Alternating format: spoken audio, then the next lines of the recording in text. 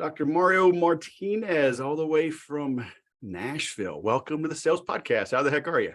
Thank you. I'm doing very well. Thank you for having me.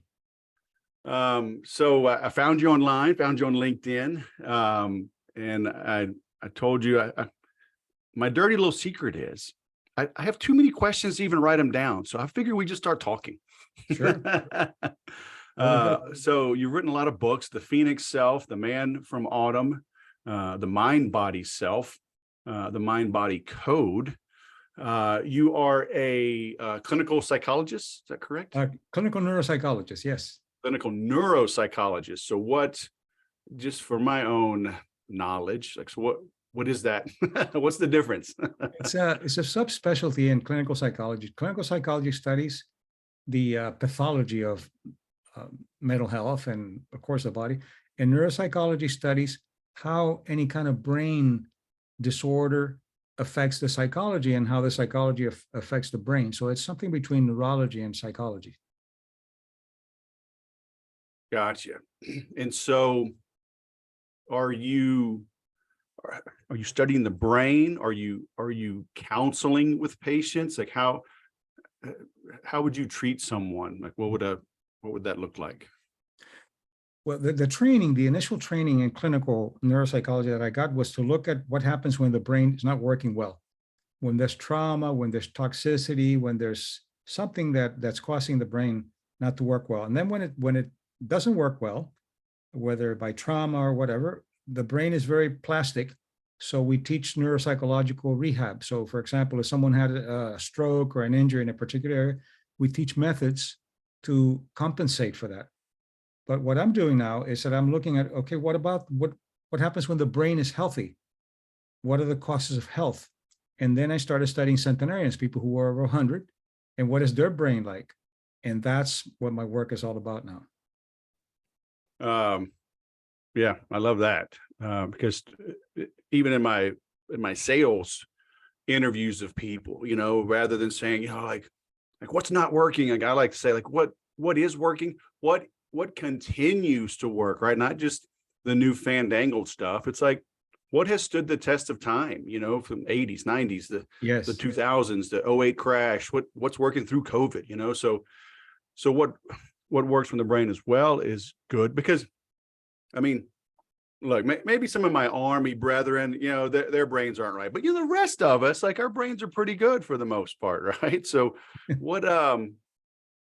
what can we do? And obviously this is aimed towards entrepreneurs and salespeople.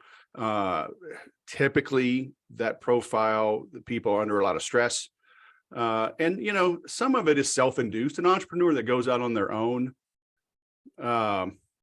sometimes their hand is forced, they're laid off or something and they took the leap, but they could go back to corporate America. I could go back to corporate America if I wanted to. That's a whole different stress level. Every month, every quarter, every year, when your quota goes back to zero, there's a lot of stress.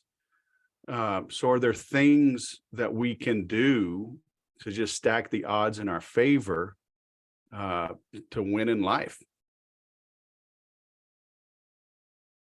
Yes, and I would say, because I do a lot of work also with, as you know, with corporations and teach them not stress management or anything like that, but more the meaning of what they're doing.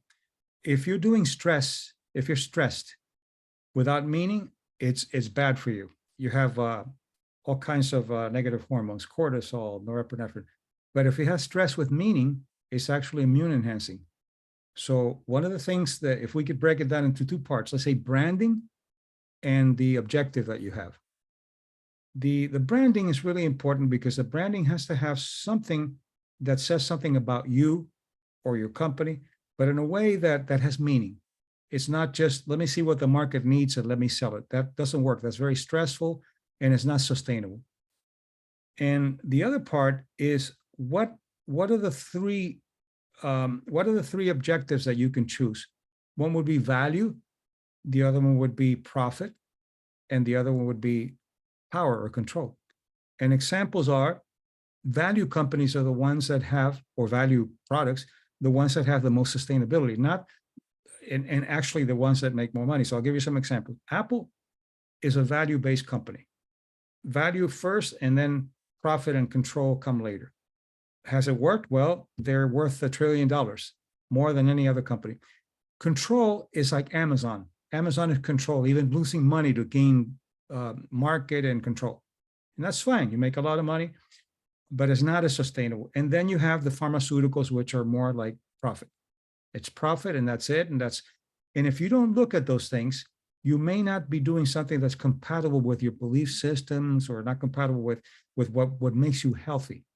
If you're doing something that doesn't. So those are the questions that need to be asked. What is the branding? And the branding would be, what is the extension of me? And do I believe this? And does it have any value in what I'm doing? And then second, what is it that I want? I want profit. Of course you want profit and you want control and you want value, but it has to be value based. It's interesting you bring up Apple, reading their story. Wozniak wanted to damn near give everything away, and Jobs was like, we're going to charge a lot of money for this. But Jobs also was, hey, even the back of the computer, the bottom of the motherboard is going to look nice. Yes. Yes. High quality, everything done well. Do we need a partner? Do we need that kind of yin and the yang to achieve this balance? Or can one person steer? One person can do it, but I think it's good to have other people that, for example, the deficit that Steve's partners had, Steve had. But one of the things that's very interesting about Apple is that they changed the concept from engineering to design. Most computers and other kinds of systems are, okay, this is the best engineering we can do. Now find a design. He said, no, it's going to be the other way around. And engineers had a really difficult time because it's easier to make a box than to make what you were saying, something designed that's beautiful inside and out. And he did that, and it was unheard of. And then you get the iPad and the iPhone and all those things because of that concept. So in a way, you have to be an outlier. You have to be someone who does something different, but in a way that has meaning for the person. The difference between Steve Jobs and the others who say, okay, I'm gonna make you like this, and I'm gonna like pharmaceuticals. They'll say, for example, you need this, otherwise you're going to get sick or you're not going to live. The fear-based. What he did is, I'm going to show people something that they need, but they don't know they need, and they don't know they could love. That's the difference. So it's all an internal process of value. And I'll give you an example, and this is really important for people in sales to see. Aristotle, 2,300 years ago, said that the world of the hedonist, the world of pleasure for the sake of pleasure, it's not enough. We need more than that. We need what he called eudaimonia, which is pleasure in meaning, in purpose, and in service. That sounds really good and everything. Now, psychoimmunological research has looked at the two types of people, the hedonic and the eudaimonic. And they have measured something very, very specific from the immune system. They divide the two people. Okay, these people are psychologically more hedonic, and these are people more eudaimonic. Let's see what happens with something that's called CTRA, which is some genes in immune cells that are antibody, antiviral, anti-inflammation. The people that live the Aristotle way have better response to adversity than people who live for pleasure for the sake of pleasure. So those are the questions you have to ask yourself too. And this is why so many people are getting sick.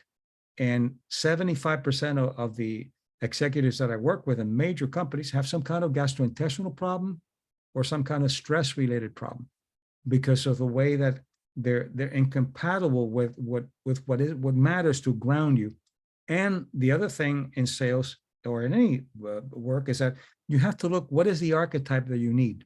Because we have 150,000 years of trial and error, and the archetype that you need to be a CEO has to be a visionary, somebody who goes to the future and comes back and tells you what's going to happen in the future. But if you use that with your children, with your partner, you start breaking down because it's like trying to hammer with a screwdriver. So it's very important to shift. So if you're a salesperson, you have to be someone who conveys information and makes it in a way that is palatable, that has application, and that's what you do. But when when you're going home, you got to give up the sales. You're a father, you're a mother, you're this, you're that. Otherwise, you break down And that's where the stress comes in, because some people that have stress and they intuitively know how to shift from archetype to it. No, that's what I teach organizations, especially in sales. Do you think that stress led to Steve Jobs, the pancreatic cancer? No, I think that that's a great question. I think that he overused his archetype. He was in visionary 24/7. Of course, he did a lot of crazy diets and everything, but he was 24/7. He would call his team at 2 o'clock in the morning, let's get together, have some ideas. So he had a very hard time shifting from one to the other, and he literally burned out, I think. Yeah. So that's very important. That's an example of even a genius like him. You can overuse that. And people tend to use what works best. For him, visionary worked best, so you use it everywhere. And it's like, if a hammer works really well with a nail, don't take it to screw something on, because it's not going to work. And that's what people do in the business world, everywhere. Yeah, I see. It seems like there's so much, just, what's the word? Everybody's phony, it seems, online. You're distant from the present.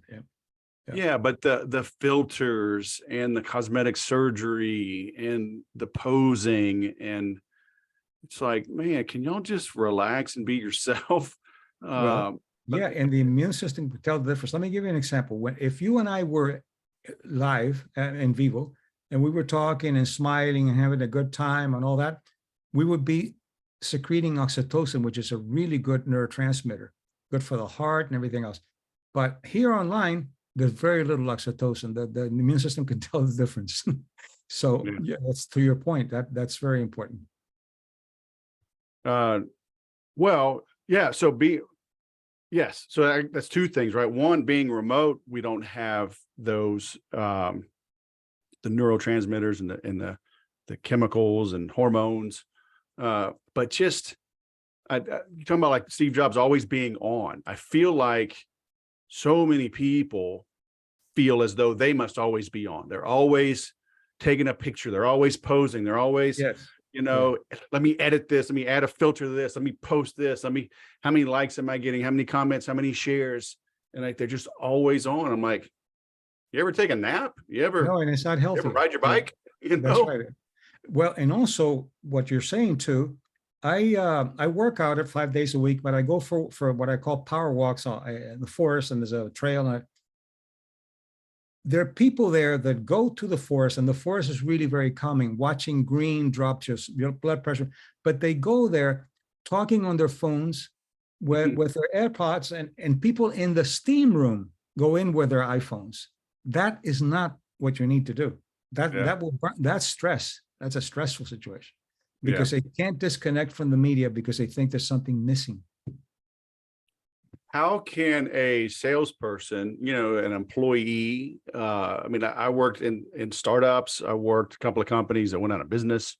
They were stressful, and you've got quotas, and you have literally no say over your quota. Oh, you had a great year. Good. We want you to do that plus 30% more. Go get them, Tiger. How can people in those situations thrive, and not be overwhelmed by those stresses? Well, there's several things that can be done, and that's what I do with organizational science. The first one is that you set quotas for the quarter, or whatever that is, or you set your expectations on production, but you also set them on wellness. And wellness is one of the indicators. I'll give you an example. I was working with an executive in the Philippines running a multi-billion-dollar company, and he was having all kinds of problems, heart and all kinds of things, depression. And what he was doing, he was setting these things that you talk about. Okay, this is great. And then after, that's wonderful. Now let's get 20%, that kind of, but he couldn't really, I said, so what are the plans for wellness? What do you mean? I relax. And no, what are your plans for wellness? So he established, because wellness and productivity are inseparable. He established quarter objectives and wellness objectives, which they had to be measured. And HR, before they got a promotion, they had to, one of the expectations that he set for himself for the wellness quarter is he made an agreement that he would be a CEO up to 6 o'clock and he would shift the archetypes after 6 o'clock. That was the first thing.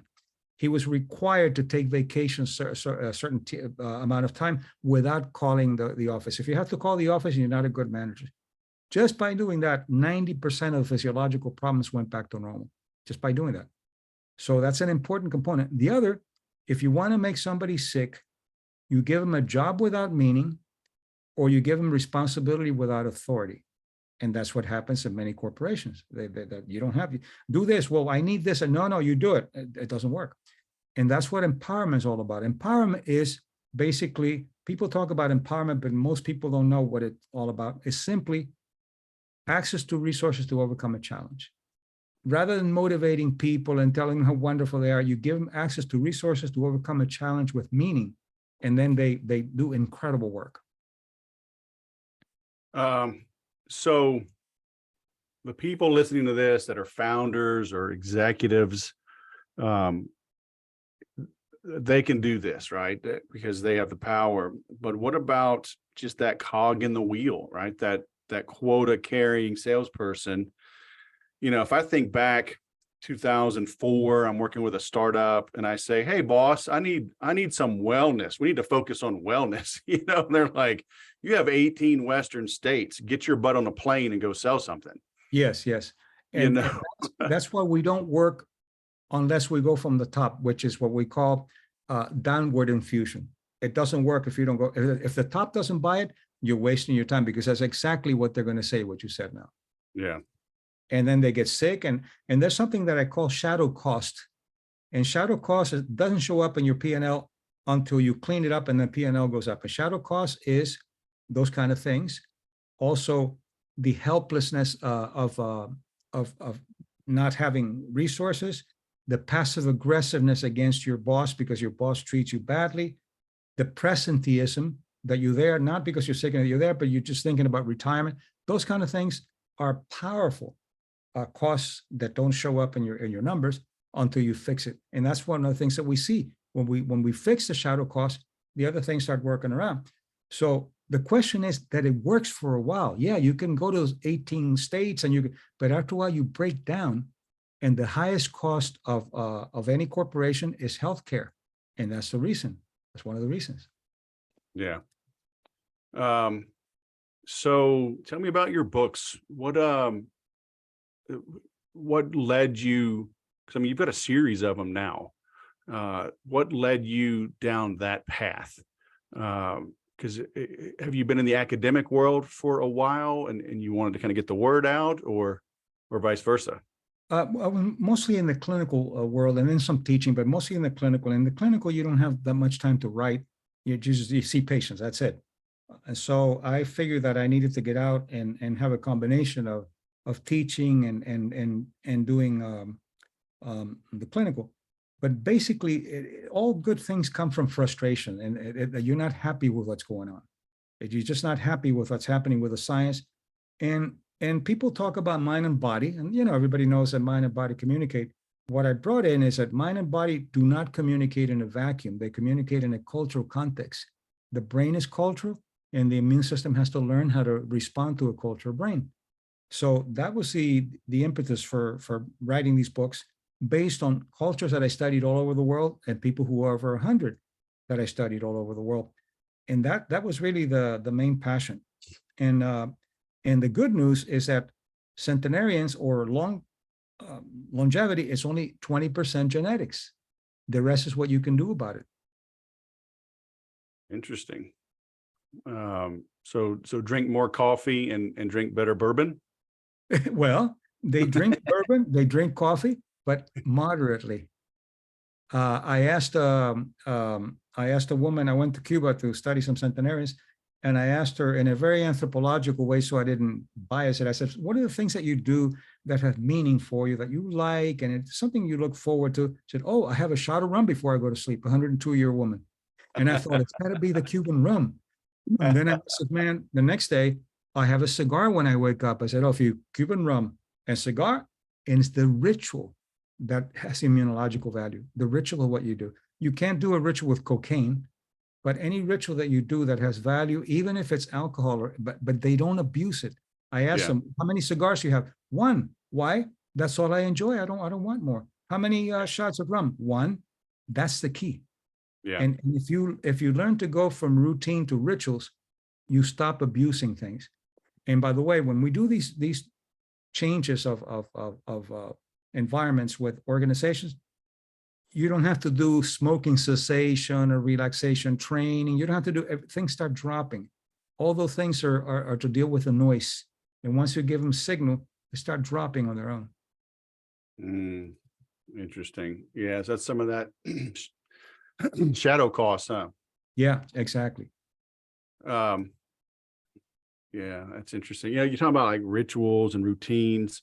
I know, like, being Catholic, people, you know, they love to bash Catholics and oh, the routine, the mass, it's boring, it's ritual, I don't get anything out of it, you know. But now you talk about somebody having a ritual routine is grounding. And, you know, I've always said, I think people are too chaotic. What does everybody do when they're in a frantic situation? Or, you know, you watch the horror movies, they call for mom, right? They want to go back to the comfort and the ritual, the known surroundings, because they're just freaked out. But now all these people are like, I'm a nomad, I'm gonna my laptop lifestyle. And I'm like, okay, maybe if you're in your early mid-20s, you don't have any kids, maybe for a little bit, but it's like, that just seems boring. It just seems hedonistic.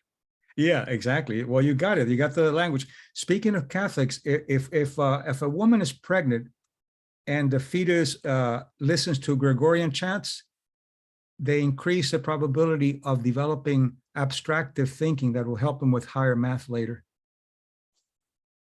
Now you tell me. I got my first grandson due in less than a week. Well, 1 week. Have them listen to Gregorian. I'm gonna have them binge. But my second daughter, my second son is having my first grandson, and my first daughter, who's my third child, is having my second grandson. So we've got 2 months for her. So yeah.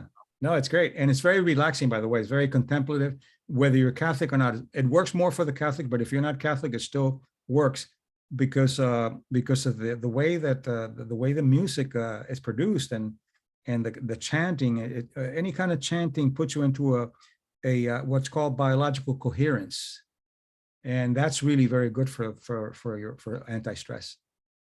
So is that good for adults as well? Oh yeah, especially for adults. Yeah, interesting. All right. Sometimes I used to go to church. I don't anymore, I used to go to Latin church mass because of the ritual. I can understand some Latin, but not a lot. But the sound, like the Buddhists will listen to their Tibetan mantras, it has meaning for them.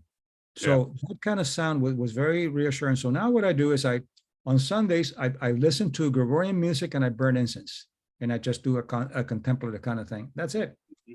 It's just as good as going to church. Yeah. Do you think that are we creating bad rituals? You know, I see, ladies' night, Thursday night. Oh, it's, casual Friday. Let's, get off early and go party. Oh, it's all, weekend binge, mimosa. No, those are more routines, because a ritual, the way I define a ritual, has some serenity, some meaning, rather than, now though you know the language, rather than hedonic is eudaimonic. The ladies get together and they get together with meaning. They get together having a good time. They don't abuse drinking. They just have a meaningful tribal kind of thing. That's good. Or the guys get together. But if you do it, let's get together and get drunk and have that's not a ritual. That's a destructive routine. Gotcha. And how I want to bring this back to the W-2, quota carrying salesperson that's maybe listening to this and says, okay, this is something's clicking here. I'm probably in a rut. I'm in a destructive routine. I'm stressed out. I'm on email and my phone, before, as I go to bed. First thing I do, wake up, I get to work. I'm always looking for leads, always pressing. I cope by drinking. What what could somebody do in that situation? Like a small change they could apply like right Yeah. now, pause the podcast, or as soon as we're done, like what should they go do? Well, first, if you want to have your cortisol up for the rest of the day, go to your cell phone first. That's the first thing you do in the morning. Your cortisol is going to be high for the rest of the day. So you can cut that. I have cut that. And for the record, that's a bad thing, having Yeah, the cortisol. that's a bad thing. I don't do that. I meditate, I get up, and then later I go. So it's very important to do that. And second is that if you have to do something, ask yourself, does it have meaning? And if it doesn't have meaning, it's lacking curiosity. And then also using what the Japanese use, the Kaizen, which is gradual segments of improvement in anything you do. But that you have to have creativity. You say, okay, I got to do this work. I hate this. What is it that I hate about it? How can I make it more pleasant, more meaningful by the segments of gradual improvement of what I'm doing and cutting back on the time that I'm using to distract myself from my own dissatisfactions? Mm-hmm. That alone will help you tremendously and will increase sales because you're going to be more creative. Nice. And healthier. I was just thinking of something. Oh man, you're talking about does it have meaning? It's gradual improvement. Oh, I'm taking notes as you're going, so I lost it. No, take your time. That's all right. Yeah. So because it's these people, I mean, they are stressed out, and I talk to people all the time. I talk to prospects that need help. And it seems like it's everywhere. But is there a shift happening?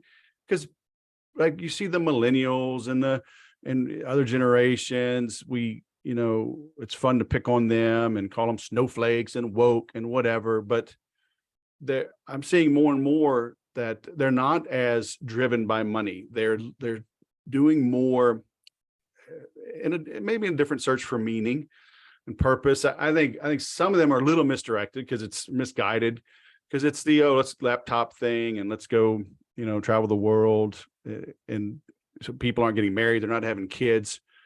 So it's like, are they taking that? What is it? It's not hedonistic. Eudaimonia. Eudaimonia.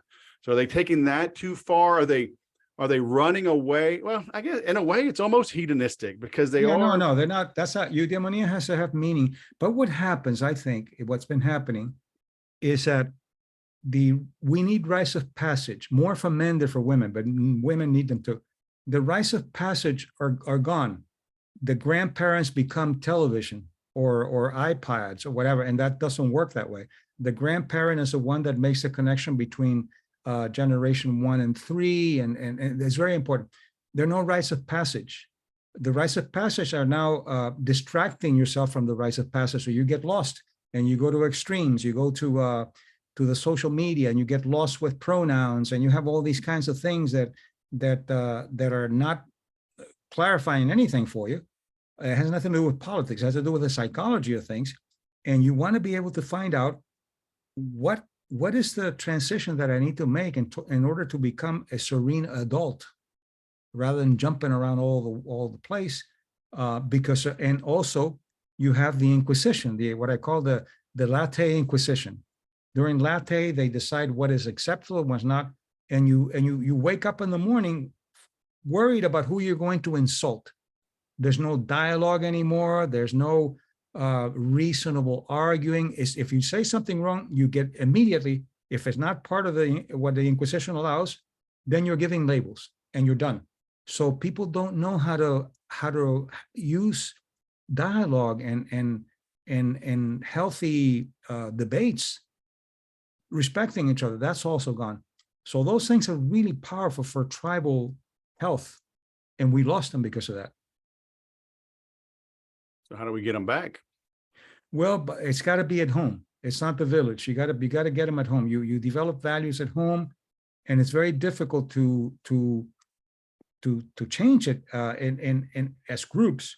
But as individuals, you can start changing yourself, and you become a model for other people, a person at a time. And then This is why I went into corporate, because I thought, well, corporate, if I can change one CEO, that CEO could change 20,000 people. So that's the way to go with that downward infusion. And I've seen a lot of good things happening. A lot of companies that are actually doing these things and finding that value makes them more money than profit based or control based. So yeah, you can do it. And I'm very optimistic actually about it, even though I've seen a lot of things out there that could be very disillusioning. But How are you introduced to someone? Because if I'm taking a stereotypical CEO of a major corporation, they're a hard charging type. They're not shutting down. They want to push hard. I'd say they're 55 to 65 years old. So, Gen X or maybe late edge of the baby boomers. So, push, quarterly profits, bottom line, and you come in, I mean, for lack of a better term, right? This is kind of woo woo to somebody like that. yeah, although it's real hard science, but yeah, you're right. Sure. Yeah. But somebody charging hard, they're like, oh, whatever. You want wellness? What are we going to do? All hold hands and do karaoke night? Whatever. Shut up. You got 10% more quota. Get out of my face. No, that's right. Look, there was one CEO, one of the top 100 wealthiest men in the world. I went to see him and I talked to him about what I was doing, and he said, that's just psychological BS. Jumbo, it doesn't go anywhere. I said, okay, call HR and find out what your cost for healthcare is. And he did. And it was $80 million a year. I said, now, do you think you could change that and bring up productivity? And he said, well, what do you know about marketing and sales? And I said, very little, but I know the brain of the marketer and the salesperson. And that's what matters. That's how I got in with this company. But you're right. What happens is that many times they have to break down completely. I worked with one man the other day, also huge company. After he broke down, he was just dying. And he said, look, I can't do this anymore. What can I do? Then they come to you like that.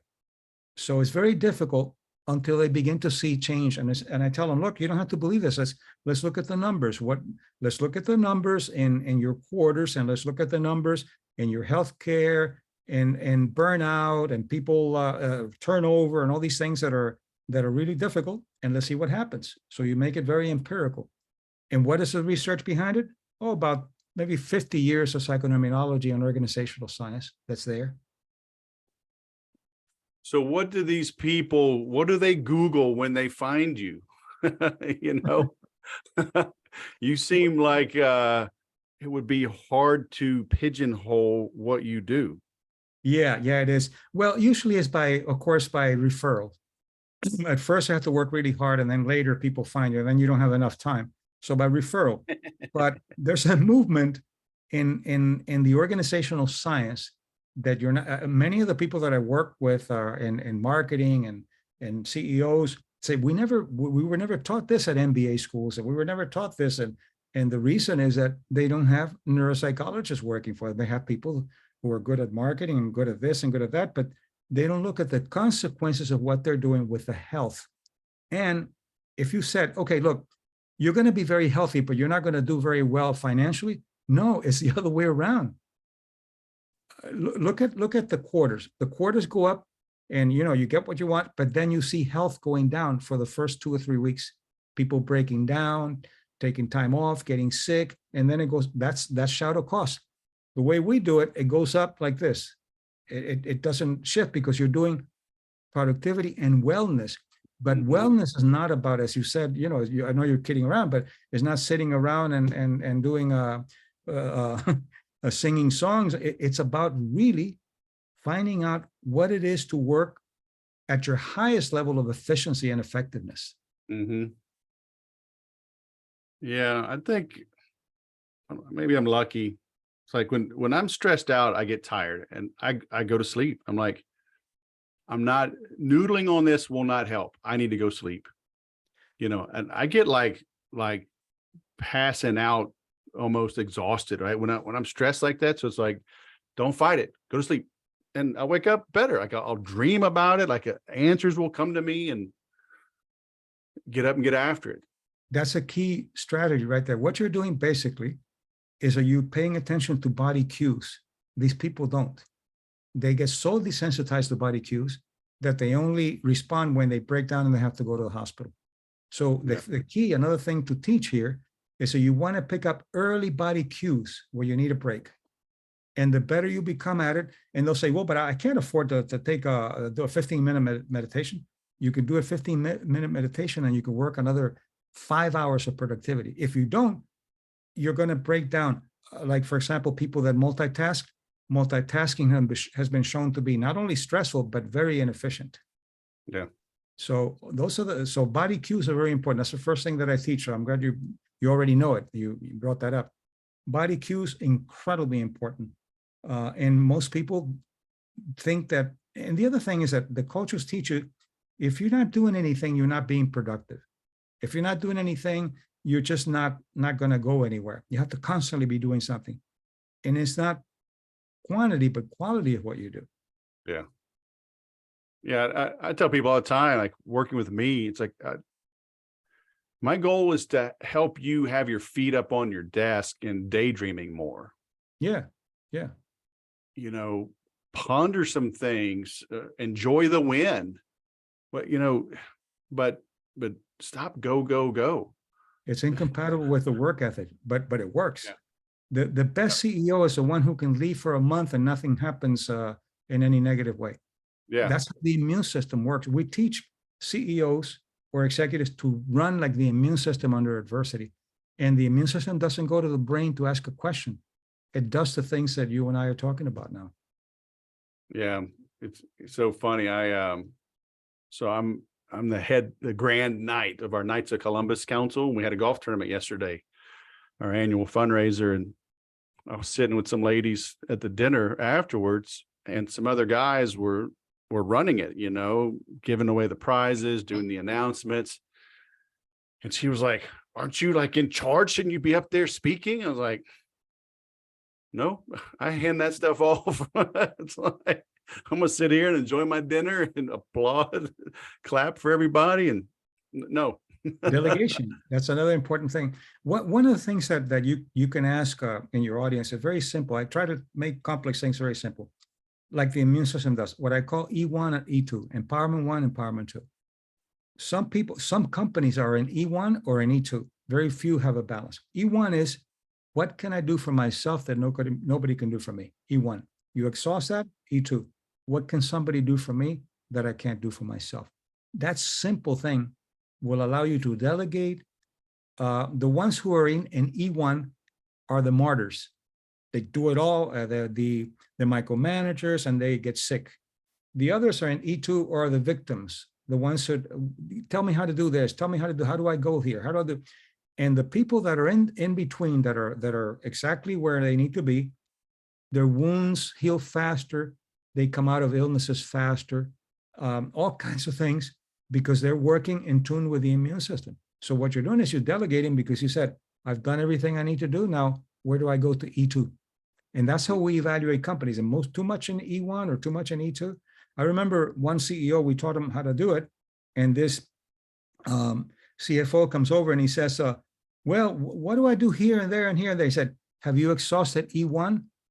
Oh, no. Okay, I know exactly what you mean. He left. Nice. And knowing those things, then you know when you've exhausted it or not.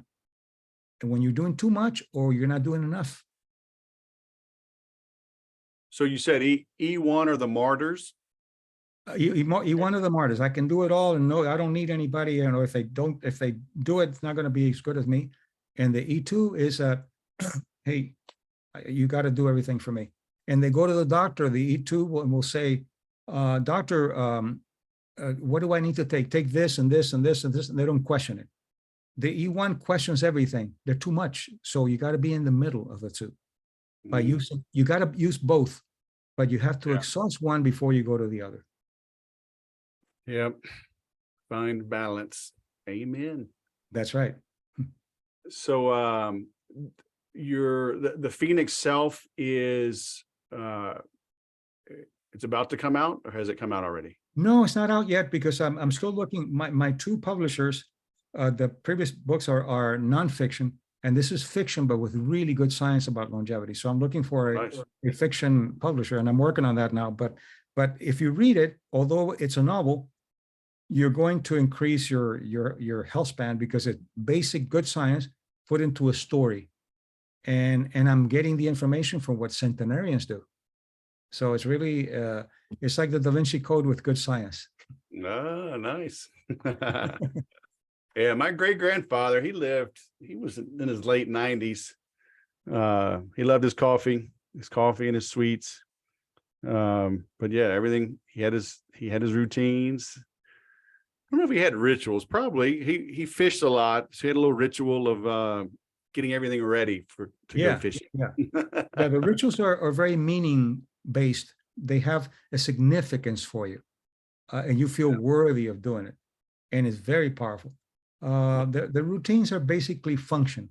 You take a shower because you want to smell good, or function that has dysfunction. Like, okay, now I've worked hard and I'm going to play hard. That kind of thing. Those are routines, and you could call them rituals, but they're not. The rituals very specifically something that has to do with the value of self and your connection with self and others, and that is what causes the immune enhancement and productivity, by the way.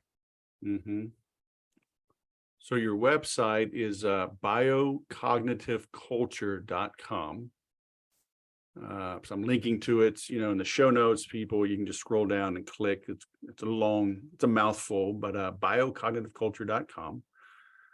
It's your philosophy, your services, your shop, your tools, library, your empowerment code. So I love here forgiveness as a liberation from self-entrapment, and you've got where does joy live?